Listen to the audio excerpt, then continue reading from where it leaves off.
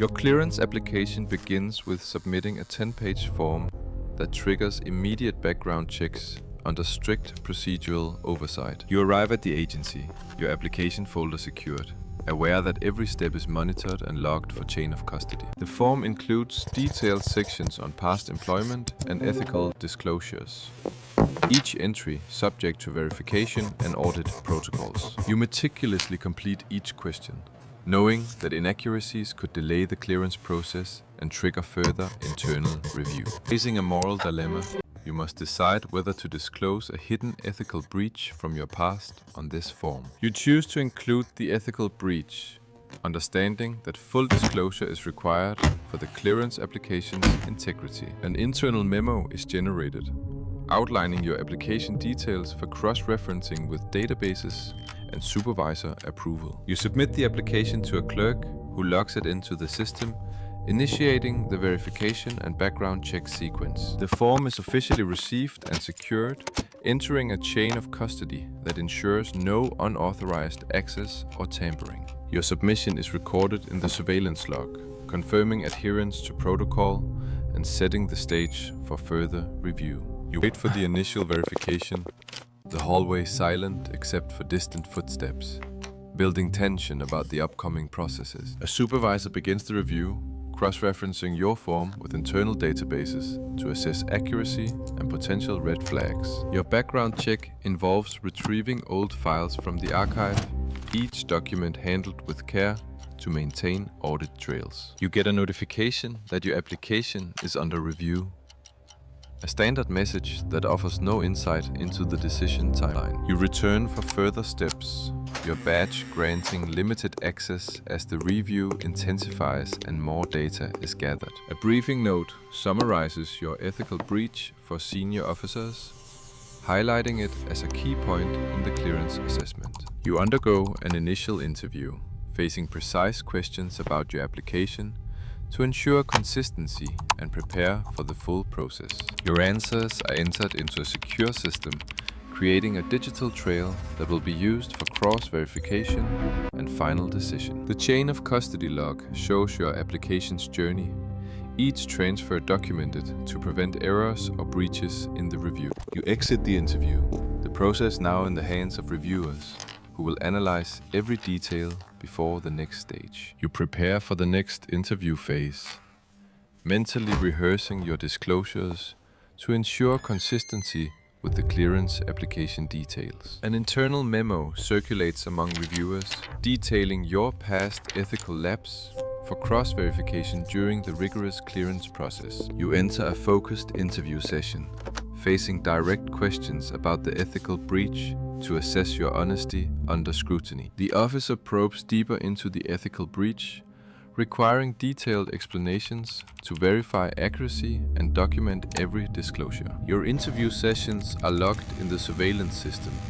creating timestamped records for audit and procedural review purposes. You complete the interview segment, your folder now passed to clerks for documentation and further background verification checks. Your interview responses are digitized and uploaded to a secure database, ensuring preservation for the final clearance decision review. The chain of custody for your interview transcripts is updated, documenting each transfer to maintain integrity and prevent errors. You wait for the next steps, the monitor showing standard protocols, while your clearance status remains pending under review. You get a notification that the interview phase is complete, instructing you to proceed to the review stage for assessment. The interview process intensifies, focusing on rigorous questioning and documentation to ensure full disclosure and accuracy for clearance. You face a panel of clearance officers who begin a detailed interrogation about every aspect of your ethical breach. The officers ask precise questions, cross-referencing your answers with previous statements to detect any inconsistencies or omissions. A briefing note summarizes potential discrepancies used by officers to guide questioning and assess your credibility during the interview. You provide supporting documents and explanations, trying to maintain composure as the officers scrutinize every detail of your disclosure. The interview pauses, giving you a moment to collect your thoughts while the officers review notes in another room. Your access to the interview room is logged, showing multiple entries that correspond to session durations for audit trails. The interview resumes with a focus on moral assessments, evaluating your ethical judgment and decision-making under pressure for clearance. You sign a formal statement attesting to the accuracy of your disclosures, which is then sealed for the review committee. You exit the intensive interview, escorted to a waiting area as your file is prepared for the final review and decision phase. The clerk provides extra forms to complete, detailing your ethical breach once more under strict clearance protocols. Your clearance form is officially marked under review, indicating ongoing assessment by the institutional committee. You complete the forms, recounting the ethical breach with precise details to ensure accuracy for the audit. The supervisor verifies your documentation, cross-checking for any discrepancies that might affect your clearance decision. Your movements are logged in the surveillance system, creating a trail for security audits and chain of custody.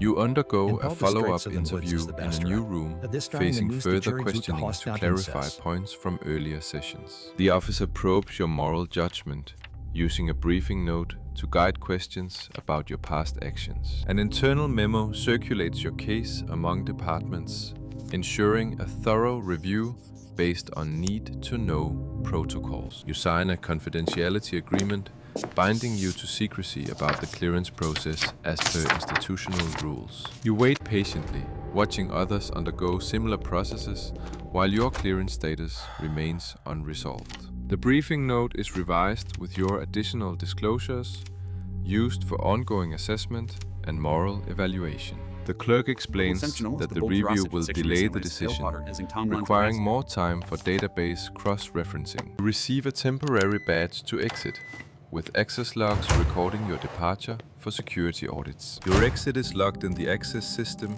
adding another entry to the audit trail for your case. You leave the office, the weight of the unresolved clearance process lingering as you return to daily life. You get an email update informing you of a scheduled review meeting to continue the clearance assessment. The secure portal shows your application still in review, with no resolution yet on the ethical breach findings. You check the portal regularly, waiting for updates while maintaining all documentation for potential future requests. The officer calls you back for more interviews, indicating that the review has uncovered new points to address. You prepare to revisit the office, collecting all files to face further scrutiny in the ongoing clearance process. You return to the federal office, scanning your badge as the access log updates to document your arrival for the clearance process audit. You wait patiently while the officer organizes the briefing notes for your upcoming interview on the ethical breach. The briefing note is marked with annotations, indicating areas that require additional scrutiny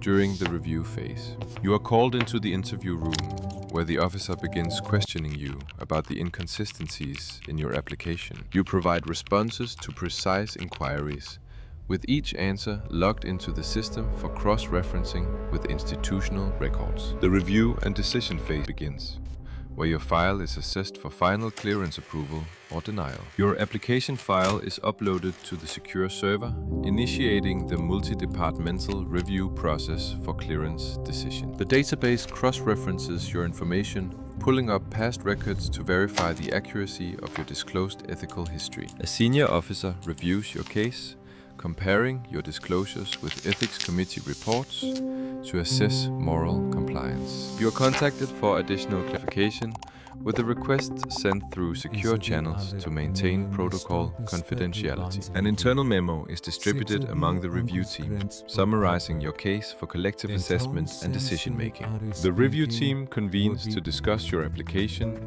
analyzing timelines and evidence to reach a unanimous decision. You monitor the portal, but no changes appear, confirming that the review process is ongoing and thorough. The access log shows frequent file accesses by various officers, documenting the intensive review your application has undergone. A final report is drafted, summarizing the ethical assessment and providing a recommendation for your clearance approval. The report is submitted for approval, requiring signatures from supervisors to validate the clearance decision based on institutional protocols. Supervisors electronically approve the report, with each step logged to maintain a clear chain of custody for the decision. The clearance form is nearly finalized, with approval stamps indicating that the decision process is reaching its conclusion. The decision is finalized in the system, and the officer prepares to notify you of the clearance outcome. You get an email alert instructing you to access the secure portal for the final decision on your clearance application. You access the portal, where a notification confirms the clearance decision has been made and is ready for your review. The decision is approval, with instructions to proceed to the next phase for badge issuance and access protocols. The clearance form is officially approved, documenting the completion of the review process with all required signatures. You receive a call to schedule an appointment for badge collection and briefing on access procedures at the federal office. You prepare the necessary documents, including your ID and approval notice for the upcoming badge issuance appointment. The surveillance log records the access to your file, ensuring transparency and accountability in the clearance process.